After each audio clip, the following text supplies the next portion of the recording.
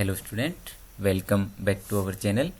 आज के इस वीडियो कंटेंट के अंदर हम हमारी दूसरी पुस्तक भारत में शासन और लोकतंत्र की 4th यूनिट का अध्ययन करेंगे, जिसके अंदर आपके 2 लेसन हैं। भारत की विदेश नीति की प्रमुख विशेषताएं एवं गुटनिरपेक्षता तथा संयुक्त राष्ट्र संघ और इसका विश्व शांति में योगदान। तो सबसे पहले पहला लेसन इसका, भारत की विदेश नीति की प्रमुख विशेषताएं एवं गुटनिरपेक्षता। प्रश्न नंबर 1, भारतीय विदेश नीति का जनक किसे कहा जाता है? तो भारत के प्रथम प्रधानमंत्री पंडित जवाहरलाल नेहरू को। भारतीय संविधान के किस अनुच्छेद में यानी 51 अनुच्छेद में किसका विवरण है? तो विदेश नीति का, यानी अनुच्छेद 51 किससे संबंधित है? विदेश नीति से संबंधित। पंचशील सिद्धांतों पर किन किन 2 देशों ने हस्ताक्षर किए? तो भारत और चीन ने। बांडुंग सम्मेलन किस वर्ष हुआ? वर्ष 1955 में। गुटनिरपेक्ष आंदोलन के संस्थापक कौन थे? नेहरू और नासिर टिटो। भारत ने संयुक्त राष्ट्र संघ के किस अंग की स्थायी सदस्यता की मांग रखी है? सुरक्षा परिषद की। यूएनओ का पूरा नाम बताइए। यूनाइटेड नेशन ऑर्गेनाइजेशन, यानी संयुक्त राष्ट्र संघ। गुटनिरपेक्ष आंदोलन की शुरुआत किस सम्मेलन से हुई? तो ये बेलग्रेड सम्मेलन, जो कि 1961 में हुआ था, उससे शुरुआत हुई थी। 1960 में सिंधु जल समझौता किन 2 देशों के मध्य हुआ? भारत और पाकिस्तान के मध्य। 2 पंचशील सिद्धांत बताइए। अनाक्रमण, यानी किसी के ऊपर आक्रमण नहीं करना। शांतिपूर्ण सह अस्तित्व।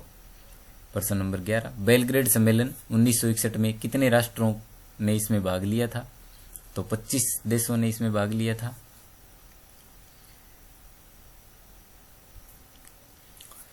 162 एनक्लेवेज विवाद किन 2 देशों से संबंधित है? तो ये भारत और बांग्लादेश से संबंधित है। 1974 के अंदर एक लैंड बाउंड्री जो फ्रंटरीज से संबंधित समझौता है वो हुआ था 1974 के अंदर, भारत और बांग्लादेश के अंदर, जिसको इस नाम से जाना जाता है। सोवियत संघ का विघटन किस वर्ष हुआ था? 1991 के अंदर। भारत ने ऑपरेशन नीर किस देश के लिए चलाया? मालदीव के लिए। पंचशील सिद्धांतों की घोषणा कब हुई? तो 29 अप्रैल 1954 को। भारतीय विदेश नीति का मुख्य उद्देश्य क्या है? शांतिपूर्ण सह अस्तित्व। भारत की विदेश नीति में गुटनिरपेक्षता को अपनाने का प्रमुख कारण क्या था? भारत किसी एक गुट से जुड़कर विश्व में तनाव की स्थिति उत्पन्न करने का पक्षधर नहीं था, इसलिए गुटनिरपेक्षता नीति को अपनाया। गुटनिरपेक्षता का अर्थ बताइए। विश्व के किसी भी शक्ति गुट के साथ न जुड़कर स्वतंत्र विदेश नीति का अनुसरण करना। भारत की मौजूदा विदेश नीति किस नीति का अनुसरण कर रही है? तो आतंकवाद के प्रति जीरो टॉलरेंस। भारतीय विदेश नीति की लुक ईस्ट की नीति अब किस रूप में बदल गई है? एक्ट ईस्ट के रूप में। लुक ईस्ट की नीति किस में बदल गई है? एक्ट ईस्ट के रूप में। भारत चीन के मध्य युद्ध किस वर्ष हुआ था? तो 1962 के अंदर। भारत और पाकिस्तान के मध्य युद्ध किस वर्ष हुए? 1948 विभाजन के जस्ट बाद, 1965, 1971 एवं 1999 करगिल विवाद। बांग्लादेश को स्वतंत्रता कब मिली? 16 दिसंबर 1971। सह अस्तित्व का भावार्थ है जियो और जीने दो। किस वर्ष भारत ने गुटनिरपेक्षता के शिखर सम्मेलन का प्रथम बार आयोजन किया? 1983 में। पंचशील के सिद्धांतों पर टिप्पणी लिखी। पंचशील सिद्धांतों का प्रतिपादन 29 अप्रैल 1954 को भारत और चीन के प्रधानमंत्रियों ने तिब्बत के संबंध में एक समझौते पर हस्ताक्षर करके किया था। पंचशील सिद्धांत निम्नलिखित हैं। एक दूसरे देश की प्रादेशिक अखंडता और सर्वोच्च सत्ता के लिए पारस्परिक सम्मान की भावना। अनाक्रमण। एक दूसरे के आंतरिक मामलों में हस्तक्षेप न करना। समानता और शांतिपूर्ण सह अस्तित्व।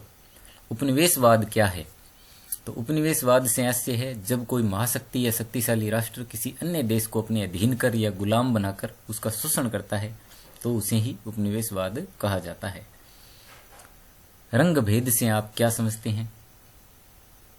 सरकार द्वारा अपने नागरिकों की नस्ल या चमड़ी के रंग के आधार पर भेदभावपूर्ण व्यवहार करना, यानी उन पर कानून बनाना, उन्हें भेदभावपूर्ण से लागू करना, उन्हें नागरिक व राजनीतिक अधिकार प्रदान नहीं करना रंग भेद कहलाता है। दक्षिणी अफ्रीका की गोरी सरकार रंग भेद की नीति के लिए कुख्यात रही है, जिसका भारत सहित सभी विकासशील देशों ने विरोध किया है। गुट निरपेक्षता का अर्थ बताइए। किसी भी वैश्विक गुट में शामिल न होते हुए अपने राष्ट्रीय हितों को ध्यान में रखते हुए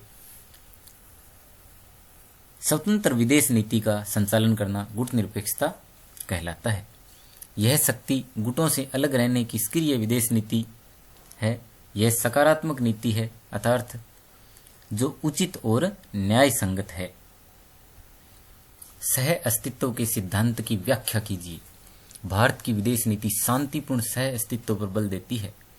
भारत की यह धारणा रही है कि विश्व में परस्पर विरोधी विचारधाराओं में सह अस्तित्व रहे। इसी नीति पर चलते हुए हमने विश्व में अपनी भूमिकाएं तय की है। पड़ोसी राष्ट्रों के साथ हमारे रिश्ते भी इसी नीति से प्रभावित हो रहे हैं। सह अस्तित्व के विचार में हमारी भारतीय संस्कृति के मूल मंत्र जियो और जीने दो का दर्शन होता है। भारतीय विदेश नीति की किन्हीं 4 विशेषताओं के नाम लिखिए। अंतर्राष्ट्रीय शांति एवं सुरक्षा में आस्था, शांतिपूर्ण सह अस्तित्व एवं पंचशील की नीति में आस्था, रंग भेद के विरोध की नीति, साम्राज्यवाद विरोध की नीति। संयुक्त राष्ट्र शांति प्रयासों में भारत के योगदान के संबंध में कोई 3 तर्क दीजिए। आतंकवाद की समाप्ति एवं मानवाधिकारों की सुरक्षा में योगदान, पर्यावरण संरक्षण में योगदान, रंग भेद की नीति का विरोध। मोदी सरकार के विदेश नीति संबंधी मूल सिद्धांत कौन कौन से हैं? निरंतर वार्ता, आर्थिक समृद्धि को प्रोत्साहन, भारत की प्रतिष्ठा और सम्मान में वृद्धि, राष्ट्रीय सुरक्षा का समर्थन तथा भारतीय संस्कृति एवं सभ्यता की मान्यताओं को प्रोत्साहन देना। ये सभी मोदी सरकार की विदेश नीति के मूल आधार हैं। भारत की विदेश नीति में गुट निरपेक्षता को अपनाने के कारणों का प्रकाश डालिए। भारत किसी एक गुट से न जुड़कर विश्व में तनाव की स्थिति उत्पन्न करने का पक्षधर नहीं रहा है। अंतर्राष्ट्रीय राजनीति में स्वतंत्र विदेश नीति का अनुसरण। भारत अपने आर्थिक विकास के लिए दोनों ही शक्तियों से बराबरी संबंध बनाए रखने का पक्षधर रहा है। गुट निरपेक्षता की नीति भारत की सामाजिक, सामरिक, भौगोलिक, राजनीतिक, आर्थिक व सांस्कृतिक मांगों के अनुरूप थी। प्रश्न नंबर 10, भारत रूस के संबंधों पर संक्षिप्त टिप्पणी लिखिए। यद्यपि भारत और रूस दोनों परंपरागत मित्र रहे हैं, लेकिन 1991 में पूर्व सोवियत संघ के विघटन तथा भारत द्वारा समाजवादी अर्थशास्त्र के स्थान पर बाजारोन्मुखी यानी बाजार के अनुसार वैश्वीकरण की अर्थव्यवस्था को अपनाने से दोनों के परंपरागत संबंधों में पुरानी प्रगाढ़ता में कमी आई है। भारत आज भी अपने अधिकांश सैन्य साजो सामान व उपकरणों की आवश्यकताओं की पूर्ति के लिए रूस पर निर्भर है। भारतीय विदेश नीति के किन्हीं 3 नवीन आयामों पर उल्लेख कीजिए। तो 3 नवीन आयाम है निरंतरता, आतंकवाद के प्रति जीरो टॉलरेंस की नीति का अनुसरण करना और भ्रष्टाचार का अंत। गुट निरपेक्ष आंदोलन आज भी प्रासंगिक है, स्पष्ट कीजिए। संप्रभु राष्ट्रों की समानता व संप्रभुता की सुरक्षा की दृष्टि से प्रासंगिक है। अंतर्राष्ट्रीय समस्याओं के लिए प्रभावी मंच प्रदान करना, दक्षिण संयोग, राजनीतिक मूल्यों का आदान प्रदान। वर्तमान सरकार की विदेश नीति की 2 उपलब्धियां बताइए। भारत व बांग्लादेश के मध्य 162 भूगलियारों विवाद का समाधान। भारत पाकिस्तान के आतंकवाद के मुद्दे पर वैश्विक पटल पर पाकिस्तान को आतंकवाद के मुद्दे पर वैश्विक पटल पर अलग थलग करने में काफी हद तक कामयाब रहा है। प्रश्न नंबर 14, मध्य पूर्व के प्रति भारतीय विदेश नीति की समीक्षा कीजिए। भारत का मध्य पूर्व देशों के साथ ऐतिहासिक जुड़ाव रहा है। भारत में आतंकवाद का प्रभाव वहीं से आया है। धर्मांधता व कट्टरता वार भी मध्य पूर्व के देशों जिससे अफगानिस्तान व पाकिस्तान के माध्यम से भारत में प्रसारित हुआ है। मध्य पूर्व के देशों में एक और सऊदी अरब और इराक आदि देश हैं जहां सुन्नी विचारधारा का वर्चस्व है, वहीं दूसरी ओर ईरान है जहां शिया विचारधारा का वर्चस्व है। खाड़ी के लगभग सभी देश तेल का उत्पादन करते हैं और इस प्रकार उनकी अर्थव्यवस्था तेल के कारण सुदृढ़ है। भारत ऊर्जा आवश्यकता की पूर्ति के लिए मध्य पूर्व के देशों पर निर्भर है। इसलिए भारत के लिए मध्य पूर्व के प्रति एक संतुलित विदेश नीति की आवश्यकता है। भारतीय विदेश नीति की किन्हीं 2 विशेषताओं का वर्णन कीजिए। तो शांतिपूर्ण सह अस्तित्व की नीति और रंग भेद के विरोध नीति। तो भारत की विदेश नीति सदैव शांतिपूर्ण सहअस्तित्व की रही है।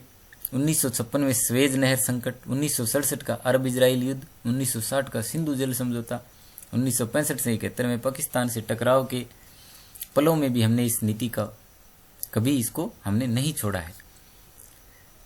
रंग भेद के विरोध की नीति, विश्व में नस्ल व मनुष्य के रंग के आधार पर भेदभाव का विरोध करना भी हमारी सरकार की प्राथमिकता रही है। यूनिट का दूसरा लेसन है हमारे संयुक्त राष्ट्र संघ संगठन एवं विश्व शांति स्थापना में इसका योगदान। तो संयुक्त राष्ट्र संघ की स्थापना कब हुई थी? संयुक्त राष्ट्र संघ की स्थापना 24 अक्टूबर 1945 को, जब राष्ट्र संघ का पतन हो गया था, यानी राष्ट्र संघ असफल हो गया था, उसके बाद 24 अक्टूबर 1945 को संयुक्त राष्ट्र संघ की स्थापना हुई थी। अंतर्राष्ट्रीय न्यायालय का मुख्यालय कहाँ है? तो हेग में। सुरक्षा परिषद में अस्थायी सदस्यों की संख्या कितनी है? तो सुरक्षा परिषद में 5 स्थायी सदस्य और 10 अस्थायी सदस्य हैं। संयुक्त राष्ट्र सुरक्षा परिषद के स्थायी सदस्यों की विशेष शक्ति का क्या नाम है? तो उसको वीटो पावर कहते हैं या वीटो शक्ति कहते हैं। वर्तमान में यूएन महासचिव कौन है? एंटोनियो गुटरस यूएन के वर्तमान में महासचिव हैं। संयुक्त राष्ट्र दिवस कब मनाया जाता है? तो इसकी स्थापना के दिवस को ही 24 अक्टूबर। संयुक्त राष्ट्र की महासभा की पहली बैठक कब व कहाँ हुई थी? तो संयुक्त राष्ट्र महासभा की पहली बैठक 10 जून 1946 को लंदन में हुई थी। संयुक्त राष्ट्र की स्थापना में कितने राष्ट्र शामिल थे और उनके नाम बताइए? तो संयुक्त राष्ट्र की स्थापना में 5 राष्ट्र शामिल थे।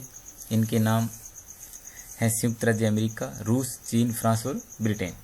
संयुक्त राष्ट्र के चार्टर में कितनी धाराएं व कितने भाग हैं? तो 111 धाराएं और 19 भाग। संयुक्त राष्ट्र संघ के कोई 2 उद्देश्य: अंतर्राष्ट्रीय शांति व सुरक्षा बनाए रखना, समान अधिकारों के लिए आदर व मित्रतापूर्ण संबंध स्थापित करना। संयुक्त राष्ट्र संघ के कोई 2 सिद्धांत लिखिए: सभी सदस्यों की प्रभुसत्ता का सम्मान करना, आपसी झगड़ों का शांतिपूर्ण ढंग से निपटारा करवाना। संयुक्त राष्ट्र संघ में किसी देश की सदस्यता किस आधार पर प्रदान की जाती है? तो संयुक्त राष्ट्र संघ में किसी देश की सदस्यता महासभा द्वारा सुरक्षा परिषद की सिफारिश पर प्रदान की जाती है। संपूर्ण विश्व की नगर बैठक के नाम से संयुक्त राष्ट्र संघ के किस अंग को जाना जाता है? तो किसको जाना जाता है? महासभा को। संयुक्त राष्ट्र संघ के सभी सदस्य किसके भी सदस्य होते हैं? महासभा के भी सदस्य होते हैं। महासभा में कोई भी राष्ट्र अपने कितने प्रतिनिधि भेज सकता है? तो महासभा में कोई राष्ट्र 5 प्रतिनिधि भेज सकता है। महासभा की कोई 2 शक्तियां बताइए। अंतर्राष्ट्रीय शांति व सुरक्षा से संबंधित मामलों पर विचार विमर्श और संयुक्त राष्ट्र संघ का बजट पारित करना, ये दोनों इसकी शक्तियां हैं। महासभा के सभापति को किस आधार पर चुना जाता है? तो महासभा के सभापति को व्यक्तिगत योग्यता के आधार पर चुना जाता है।